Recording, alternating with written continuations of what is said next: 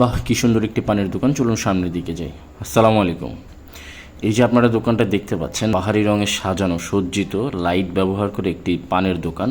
আসলে এই পানের দোকানটি কাকার নিজস্ব একটি দোকান।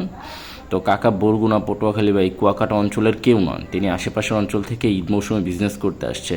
আর এই দোকানটি কোনো স্থায়ী দোকান নয়, এটা হচ্ছে ব্যাটারি চালিত রিক্সা ব্যবহার করে এই দোকানটি বানানো হয়েছে। মাশাল্লাহ, তার কাছে অনেক রকমের মশলা আমরা দেখতে পাচ্ছি। আসলে আমাদের পুরান ঢাকাতেও এত হরেক রকমের মশলা পাওয়া যায় না, নাজিরা বাজার বা অন্যান্য যেখানে পান বিক্রি হয়। তো ফাইনালি আমি হচ্ছে কাকাকে একটি পানের অর্ডার করলাম। কাকা রাত 2টা-3টা পর্যন্ত এখানে বিজনেস করে, সন্ধ্যার পর থেকে বা বিকালের পর থেকে। দিনের বেলায় সে অন্যান্য কাজে ব্যস্ত থাকে।